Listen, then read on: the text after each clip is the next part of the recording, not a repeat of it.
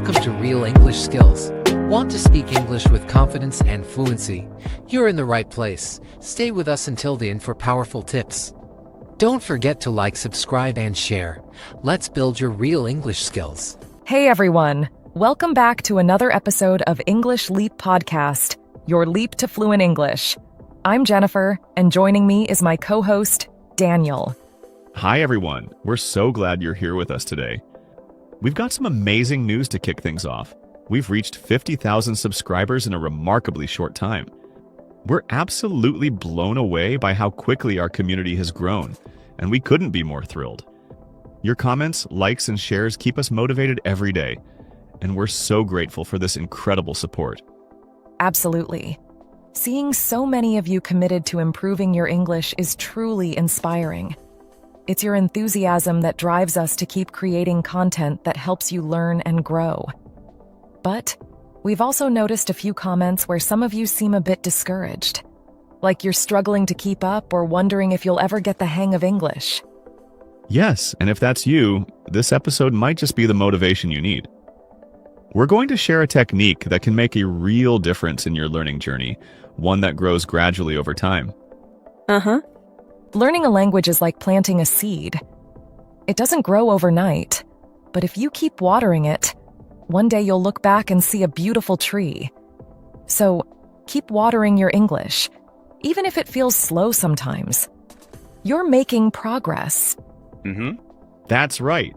Progress is progress, no matter how small. Every word you learn, every sentence you try to say, it all counts.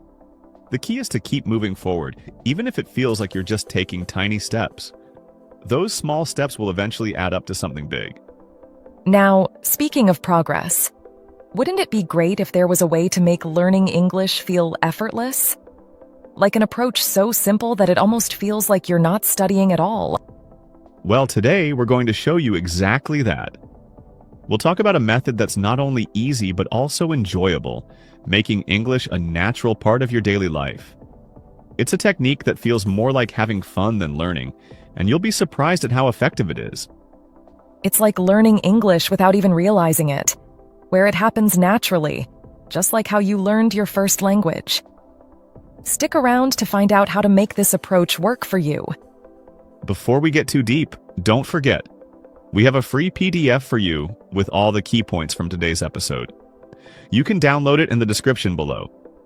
It's a great way to follow along or review later, especially if you want to remember the main takeaways. All right, we've kept you guessing long enough. Today, we're going to talk about the power of unconscious learning and how you can become fluent without stressing over grammar. Exactly. This is about learning in a way that feels natural. We've got some great tips and stories lined up, so stick with us. Okay, so let's dive into what unconscious learning really is. Simply put, unconscious learning happens when you learn something without actively thinking about it. It's like how you don't need to think about every step when you walk or when you drive a car. You just do it. The same applies to learning English. That's right. It's like how you learned your native language. When you were a child, you didn't study grammar rules or memorize lists of vocabulary. You just listened to the people around you, and your brain picked up the patterns automatically. Before you knew it, you were speaking fluently without thinking about grammar at all. Yes, and that's how you want to approach learning English. Think about when you have a conversation in your native language. You're not worrying about whether your sentence structure is perfect. You just speak. That's because your brain has developed unconscious knowledge of the language over time. And this unconscious knowledge is like a superpower. When you have it, you don't have to pause and think, wait, is this sentence grammatically correct? You just talk. Let's go back to the bike example for a minute. When you first start learning to ride a bike, you're thinking about balancing, pedaling, steering, and making sure you don't fall.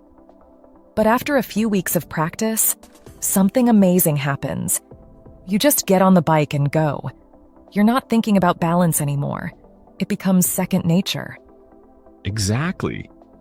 Another great example is playing a musical instrument. When I started learning guitar, I had to focus on where to place my fingers on the strings.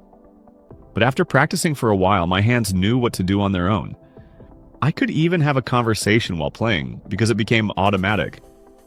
And that's what we want to achieve with English, making it automatic so that when you're in a conversation, you're not stressing about grammar or vocabulary.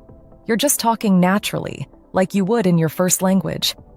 Now, let's talk about why focusing only on conscious learning, like studying grammar and memorizing rules, can slow you down. Jennifer, you've probably seen this happen with English learners, right? Oh, absolutely. I've seen students who know all the grammar rules but still struggle to speak fluently because they're too focused on getting everything perfect. It's like trying to have a conversation while reading a manual at the same time. It doesn't work in real-life situations. Exactly. It's like when you're in a conversation and you're constantly thinking, should I use past tense here? What about this preposition? By the time you figure it out, the moment's gone and the conversation has moved on. And that's the key difference. Conscious learning can help you understand the rules of English, but it won't help you use them automatically when you're speaking. That's where unconscious learning comes in. So, how does unconscious learning actually happen? It's all about exposure and repetition. Just like you learn to speak your first language by listening to your parents and friends, you can build unconscious knowledge of English by surrounding yourself with the language. The more you listen, the more your brain absorbs it without you even realizing it. Exactly. Think of it like this. When you're watching an English movie or listening to a podcast, your goal isn't to learn English. It's to enjoy the content. But in the background, your brain is learning the patterns of the language, how sentences are structured, how words are pronounced, and so on. It's like your brain is doing the homework for you while you sit back and relax. Who wouldn't want that? Yes, exactly. And over time, this unconscious learning starts to build up. You'll notice that certain phrases and words just come to you naturally without having to think about them. Now, there are two methods you can use to build this unconscious knowledge. The first is listening, lots and lots of listening. The second is input-driven practice, where you take what you've learned from listening and start using it in conversations. When I was learning French, I found that listening to French podcasts helped me so much. I wasn't trying to memorize anything. I was just enjoying the content. And after a while, I started recognizing common phrases and sentence patterns. I could use them in conversations without even thinking about it. Yes, that's the beauty of listening. Your brain is picking up on all these little details that you're not even aware of, and they come out naturally when you speak. So the more you listen, the better you'll get at speaking. And the best part is, you can do this anywhere. You don't need to set aside hours of study time. You can listen to English while doing other things, while commuting, exercising, cooking, or even just relaxing.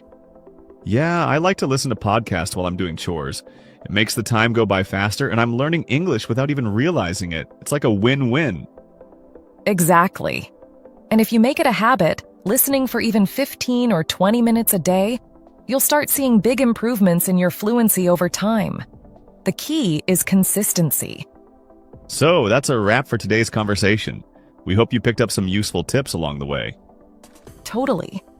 But before we go, let's turn it over to Charlotte for our vocabulary spotlight. She'll take you through some key words, phrases, and idioms from today's episode. Yep, Charlotte's got you covered. She'll break it all down so you can leave with some fresh vocabulary ready to use. Thanks, Jennifer and Daniel. Hey everyone, let's go over some of the important words and phrases we talked about today. I'll explain what they mean and show you how to use them in real conversations. Remarkably, meaning in a way that is worthy of attention, surprisingly or unusually. Example, the team remarkably finished the project in half the expected time. Blown away, meaning to be extremely impressed or surprised by something. Example, I was blown away by how quickly she learned to speak English. Thrilled, meaning extremely happy or excited. Example, he was thrilled to receive an invitation to the event. Incredible, meaning difficult to believe, amazing. Example, The view from the top of the mountain was incredible. Committed, meaning dedicated to a cause or activity. Example, she is committed to improving her English skills every day. Discouraged, meaning feeling less confident or enthusiastic about something. Example, he felt discouraged after failing the test, but he decided to try again. Journey, meaning the process of traveling from one place to another, often used metaphorically to describe progress. Example, learning a language is a long journey, but the rewards are worth it. Frustrated, meaning feeling upset or annoyed because you cannot achieve something. Example, she felt frustrated when she couldn't understand the grammar rules. Effortless, meaning requiring no physical or mental exertion, very easy. Example, his dance moves looked effortless, but they took years of practice. Naturally, meaning in a way that is easy and does not involve effort. Example, she naturally picked up the accent while living abroad.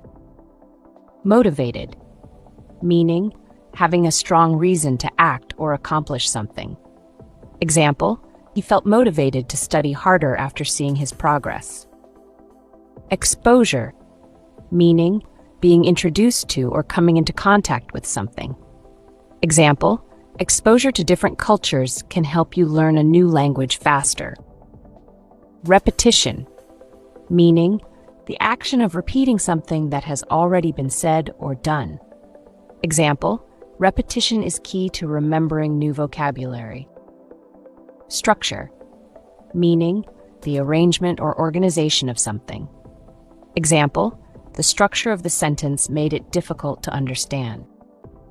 Fluently, meaning to speak a language smoothly and with ease. Example, after years of practice, she could speak French fluently. Conscious, meaning aware of and responding to one's surroundings, deliberate. Example, he made a conscious effort to speak more clearly. Memorize, meaning to learn something so well that you can remember it exactly. Example, she had to memorize a list of vocabulary words for the exam. Automatic, meaning working by itself without human control, done without thinking. Example, over time, using English became automatic for him. Consistently, meaning in a way that does not change regularly. Example, he practiced speaking English consistently, which helped him improve. Inspiring, meaning making someone feel enthusiastic or excited about something. Example, her speech was so inspiring that it motivated many people to volunteer. And that's it for today's vocabulary review. I hope these new words were helpful, and I'm sure you're excited to start using them in your English conversations. Thanks, Charlotte. That was super helpful, as always. Yes, thank you, Charlotte. Remember, building your vocabulary step by step is a great way to level up your English. So, to sum it all up, unconscious learning is the key to speaking English fluently and naturally. It's all about building that automatic knowledge through exposure and practice. The more you listen and use English in real situations, the more it will start to flow naturally. Exactly. And remember, this is a process that takes time, so don't rush it. Just enjoy the journey, surround yourself with English, and let your brain do the work in the background. You'll be surprised at how much progress you'll make without even realizing it. And don't forget to grab the PDF with all these tips. It's a great way to keep everything handy as you practice. Thanks for joining us, everyone. Keep practicing, keep learning, and keep leaping towards your English goals. Thank you for watching Real English Skills. We're so glad you stayed with us. Keep practicing, stay motivated, and get ready for our next videos. See you in the next lesson.